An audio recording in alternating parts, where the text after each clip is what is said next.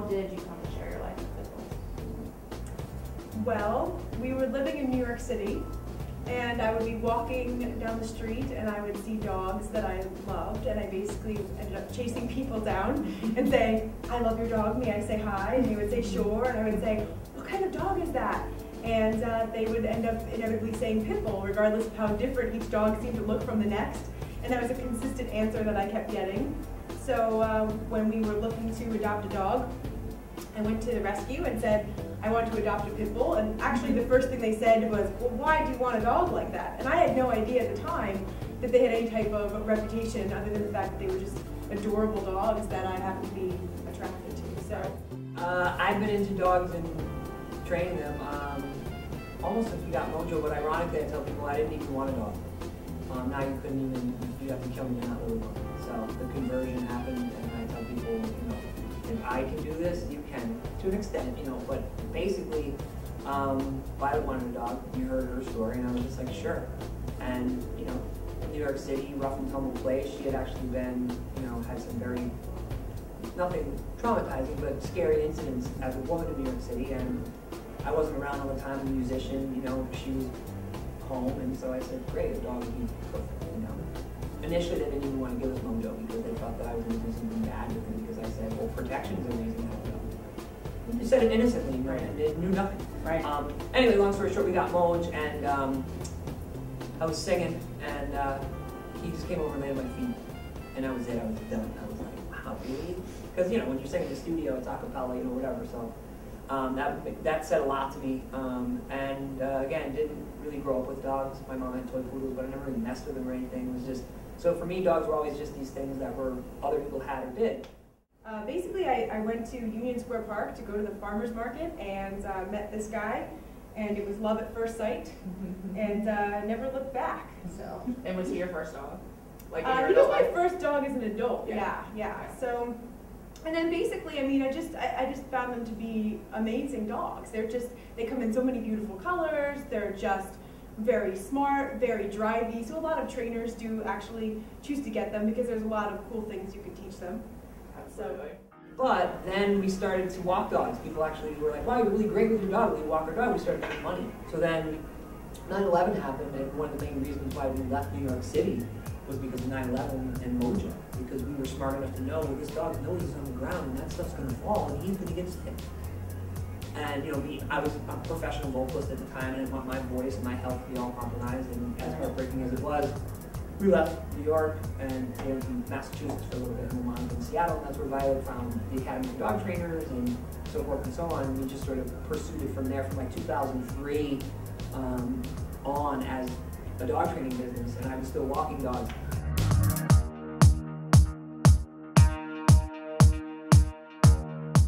Oh, they thrive on it, no question, absolutely, yeah. I mean, basically when you're training dogs, you either, you know, you can motivate them with things that they like by presenting those things or taking those things away, or you can motivate them by, you know, scaring them or hurting them. Not that anyone chooses to do that typically, but they get confused and don't really know, you know, how to go about it. And we really find that, you know, all dogs in general, and pit bulls are dogs, that they respond really well to getting reinforced for the things that we want them to do. It's just like if I sent you over to my desk and asked you to just go to work, and every time you did the wrong thing, I startled you. You wouldn't really enjoy working for me for very long. But if instead, I sent you to my desk and said specifically, take that piece of paper and file it in that box. It would be much more clear to you what it is that you were supposed to do. And then if I said, great job, you know, here's your pay, you're going to be reinforced and you're going to enjoy working for me. Versus if I say, just do it because I said so, you did the wrong thing, you might have a little bit of extra stress hanging around me. So we find all dogs thrive well in being given specific information on what we prefer that they do in a way that they understand, and then reinforcing that with things that they like, or in the occasional circumstances, removing things that they like as a consequence as well.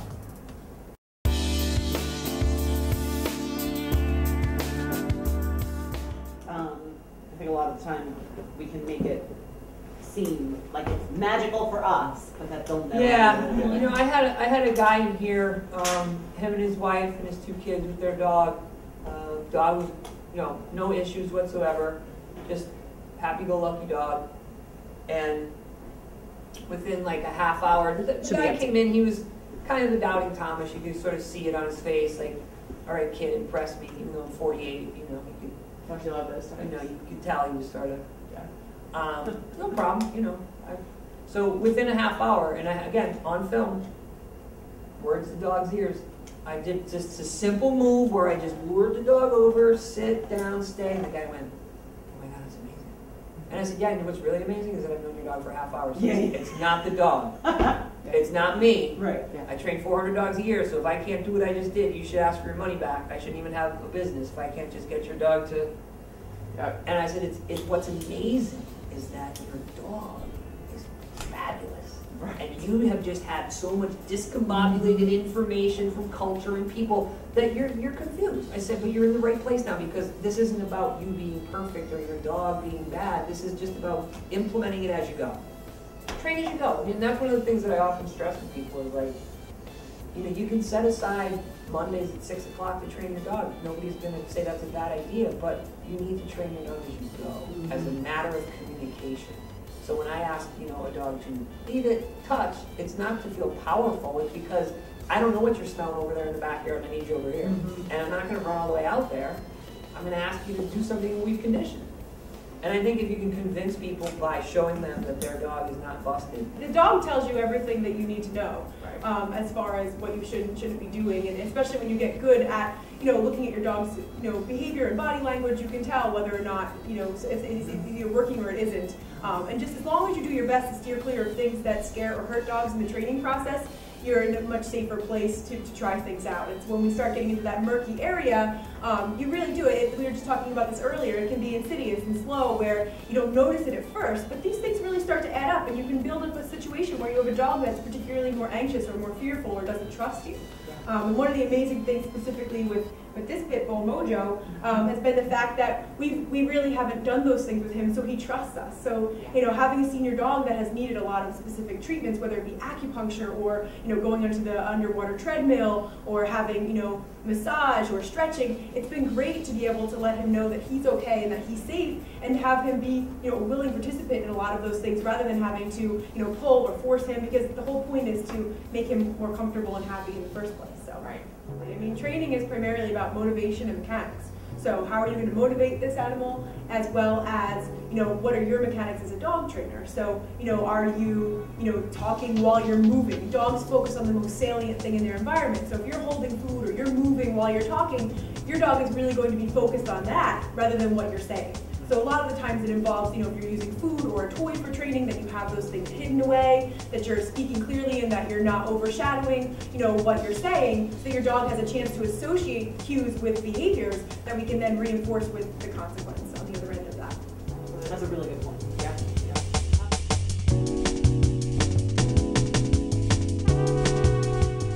Fortunately, most of the people that come through our door have done a little bit of homework, so they know, and definitely by the time I've, you know, made it official and they're coming here, they know what not to do, if they've done it or not. And, you know, I get a lot of people who haven't done a whole lot of bad things, shocking and choking stuff. I get a fair amount of people whose dogs are damaged from that, but what's great is when people don't resign with that, and you can tell them how smart of a decision that was. And I tell you, if you make the safest decision for your dog in any context, you just made the smartest decision. It's that simple. If you remove your dog from a play group you don't feel comfortable, that's the smartest decision you can make. If you cross the street because you're not sure about what's going to happen, that's a smart decision. If you put your dog behind a gate when two people are coming over to visit you and you're not really sure. See, all of this is smart because you explain to people that dog wants to feel safe above everything else. So if the dog doesn't feel safe, or the dog's overly excited every day or frustrated, and all you needed to do is sort of remove the dog from the situation, that's the smartest thing you could do. Don't worry about training the dog to do something every 5 minutes. Right. And I always think it's so sad that people have been really systematically made to feel bad about everything that their dog does. Right. You know, everybody feels the need to apologize Yep. for the dog behind the gate when people come in. Well, Right. we sometimes we just have to manage our lives. And also, would you rather apologize for your dog being behind the gate, or do you want to apologize for your dog taking somebody's stomach out again because Right. they jumped on him, or Right. they knocked the package Knocked over, somebody over. or you know, they ran out the door 5 feet and now they're dancing on the front lawn and you can't get them in, and that's dangerous too. Yeah. So again, you know, I encourage my clients to make the safest choices no matter what they do, and I tell them there's only two things you can do wrong. Cause your dog fear or pain, or be negligent, be irresponsible and allow your dog to jump all over counters and steal food, or, you know, bother people. You know, if you know your dog has these issues, you can manage your dog with the work to eat toy. Trust me. You know, most dogs at 7 o'clock when someone's coming over to watch a game or whatever the event is, at 7 o'clock, if you jam a work to eat toy filled with some meat, you're probably gonna buy yourself a good 20 minutes, half hour, right? So again, has nothing to do with training. I sell lots of common sense. You know, and I tell people, if you want to be good at training, watch the DVD, watch the videos, and rip us off. Just like you'd steal dance moves from your favorite, you know, steal my moves, because ultimately it's all mechanics and timing. And if you want, I tell them, if you want voice control, if you want to just be able to tell your dog with your, you better condition the hell out of that. You better condition it so that when you say leave it, your dog whips around like you're made of roast beef.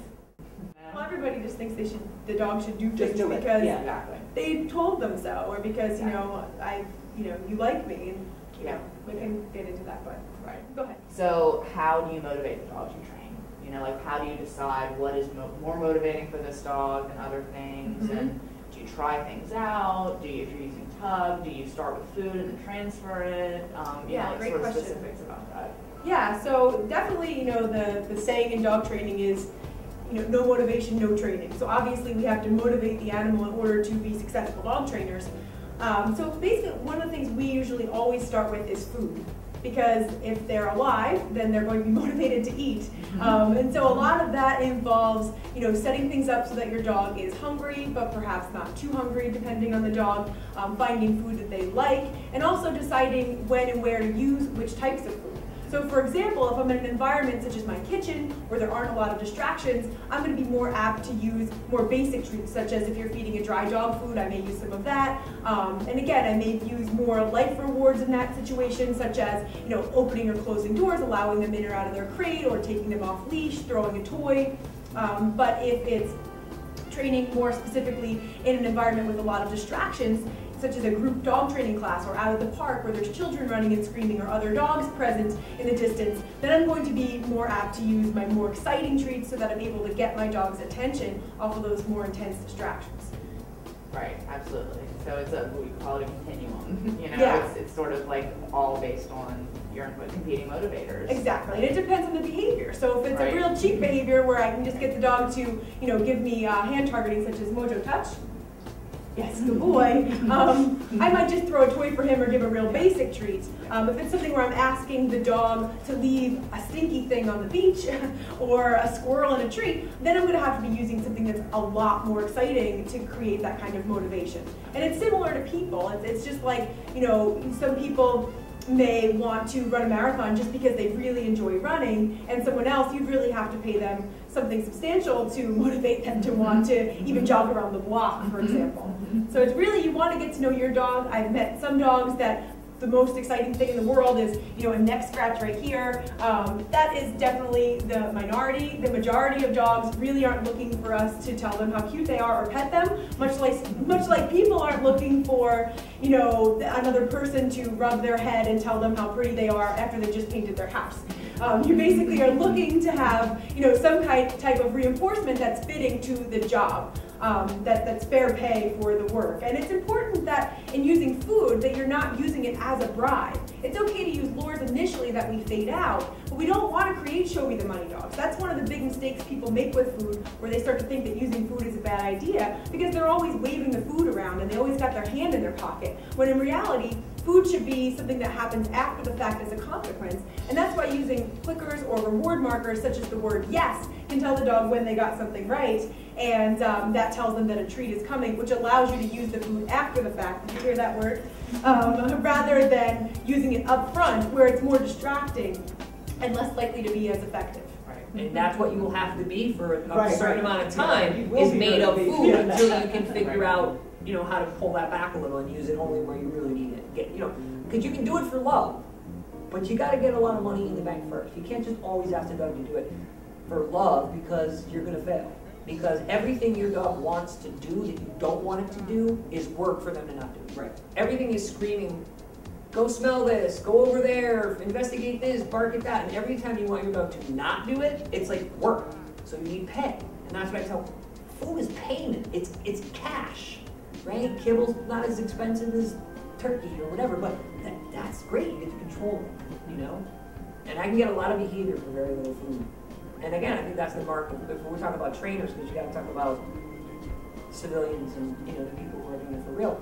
Any trainer worth their salt is looking to fade that food out as fast as they can. They're looking real fast. My trick with my dogs now, when I go out on the street, how little do I have to pay and how much can I get? Because I know their whole pathology. I know they're not, you know, I don't have to overly pay them because they're freaking out.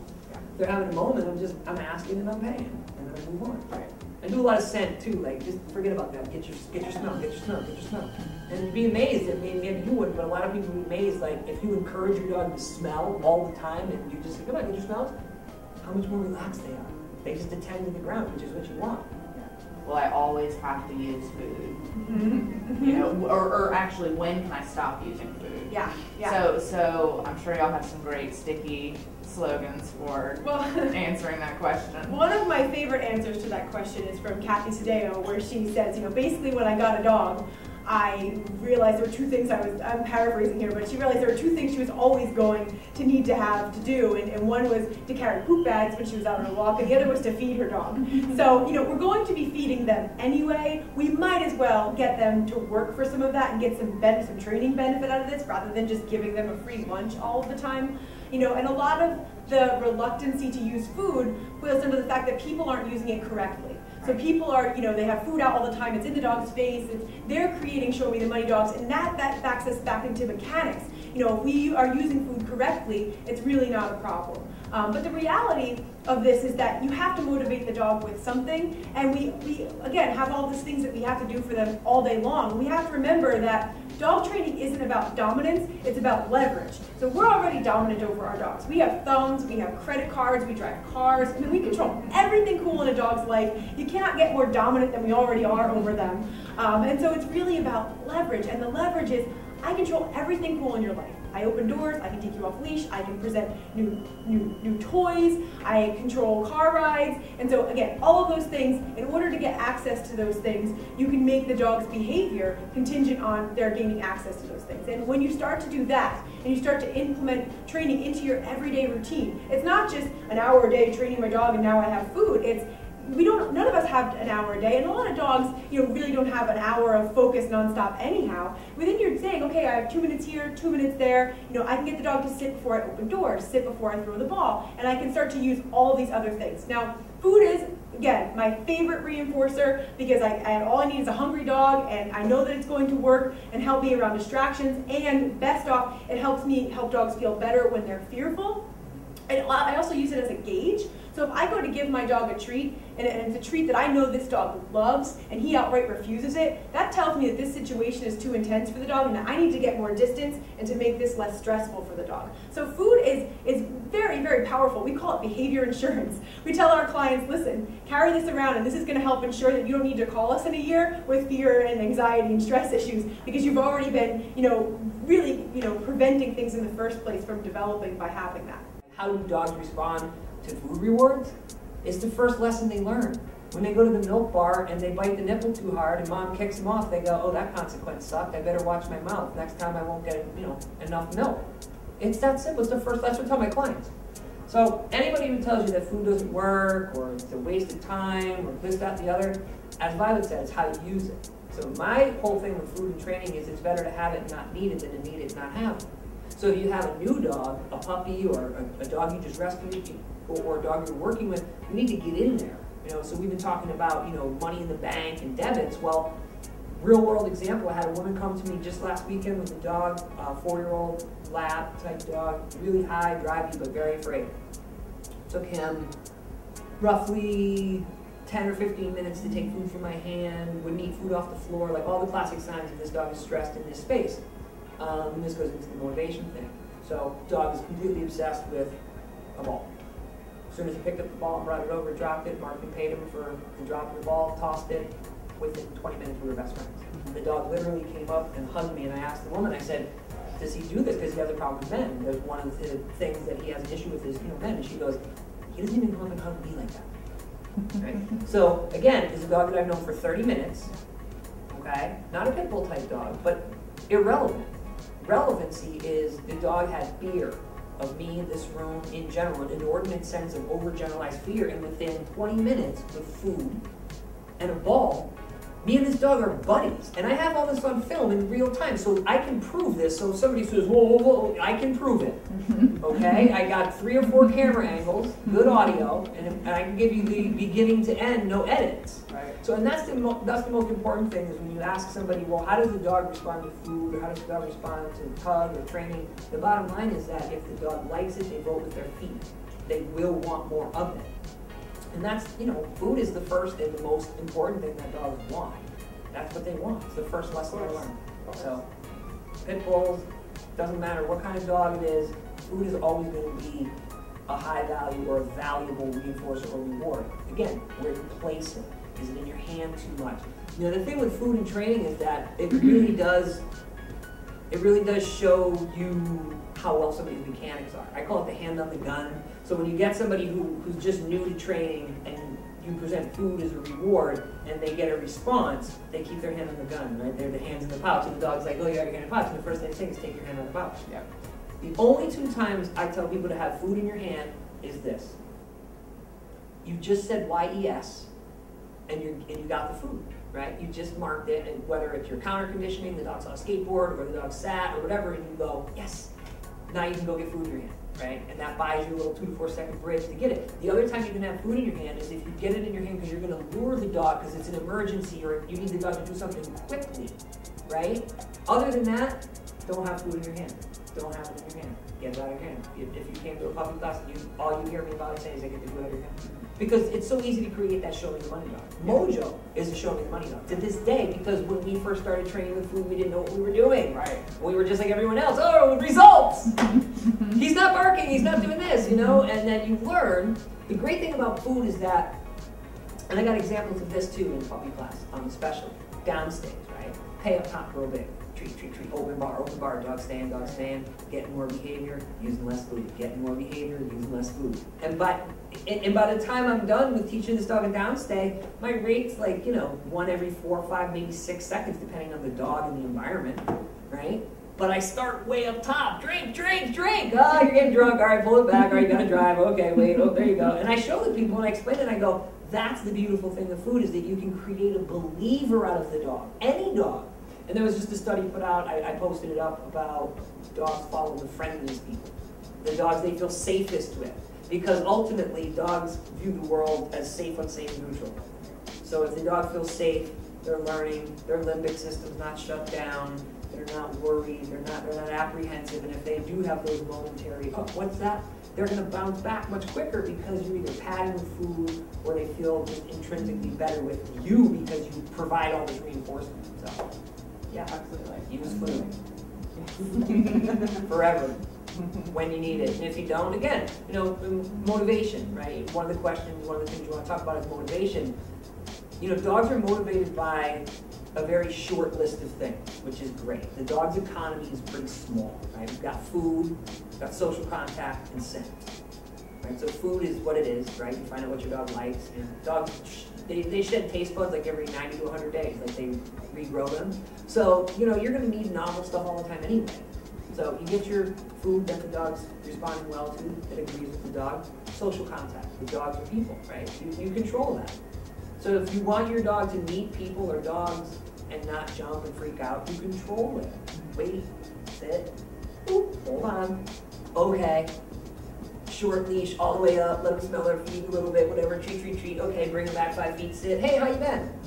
Now, that may sound like a lot of work, but it's a hell of a lot easier than going, oh my God, he's jumping, please don't move, right? So again, motivation for who? The dog or the human? So whenever we talk about training, you have to factor in the human and how to motivate them. Because as Violet was saying, a lot of people come to dogs thinking that, well, I'll just say it, and they did it yesterday, so they must remember. But dogs don't have the same amount of serial memory as we do. They don't process things the same way, which is also why they don't have a moral agenda. And that's the other hitch in the giddy up. You know, they must be defiant. So when you motivate people to motivate dogs, you've got to find the hook for them. You've got to find the hook. for them to get up, to move, to bend, to reach, to stop, to be aware. And that's a tough challenge. It's a tough challenge because dogs are much cleaner behaviorally, right? They're not fettered with religion and culture and parents and all that stuff. It's safe and safe neutral, and does this work or does this not work, right? And if you wanted to sit at the door but you're doing this discombobulated, who cares? You can get a touch or a look. Like Violet said, you can shift your criteria and get something really cheap, and you're still teaching the dog to hold on a sec before we go through a door. You know, and that's the other thing, getting people to stay flexible, to realize that rigidity isn't good in behavior, you know, and we allow people behavioral flexibility. Oh, you can't make it at 8? Ah, it's okay, come at 8:30, you know. How many people do you, what do you mean you won't sit right now? Oh my God. Sit, sit, sit, sit, sit, sit, sit. I say this all the time, your dog doesn't have to sit right now, but he's excited, exactly. Just chill with the leash about 6 inches long, rest here for a second. I get him a bully stick in 2 seconds, just chill. It's like if you come to someone's house and they're like, hey, how are you? Yeah, I need you to pick that up, do this, but you're there for a party. You're like, I didn't know it was working. He told me to come over for dinner. And all of a sudden you got me doing dishes, take the trash out. You know, can I sit down for a sec? Maybe I'll help you later. You know, crack a beer for me. So it's that same sort of flexibility and awareness to your behavior and the environment. If you can get people to do that, then I think they're more motivated because you remove the, well, I need to be special to train dogs, or it takes a gift.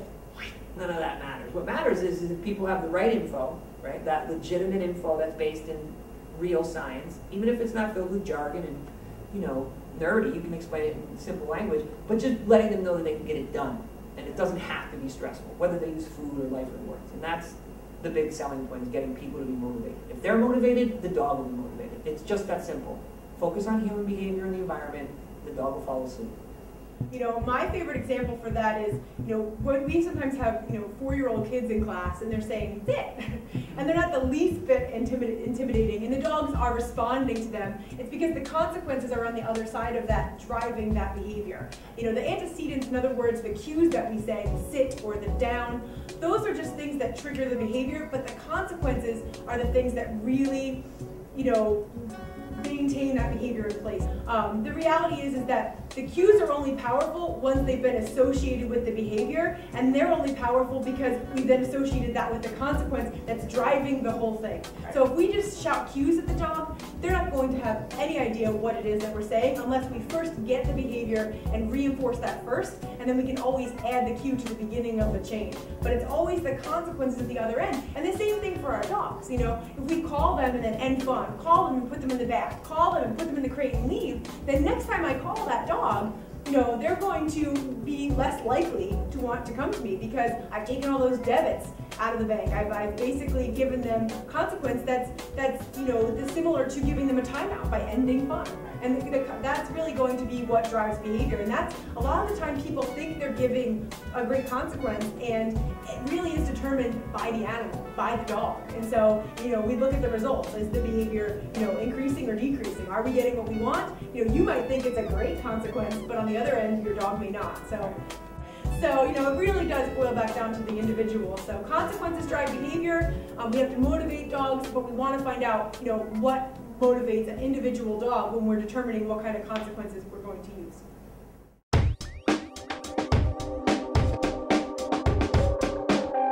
I tell people all the time, I mentored with Violet for 5 years before I went to the academy.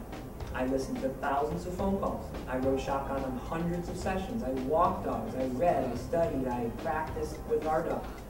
And then I decided, when we got back to New Jersey, that it was time for me to become certified, because the whole reason for me to become a certified dog trainer by the academy was to have legitimacy as a pit bull.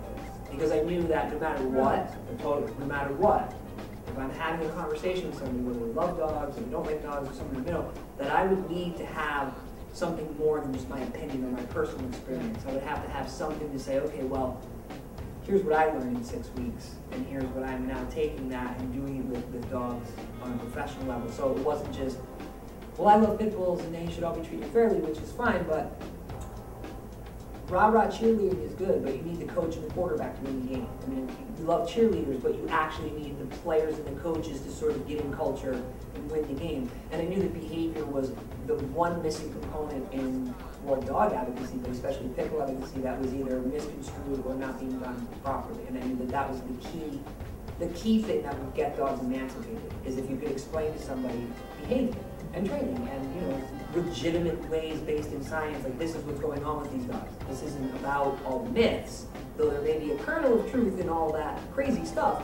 The bottom line is, with the care and disease criteria and, you know, pit bull pussy growth and smart people talking about behavior, hence that's what the pit bull folks ended up being.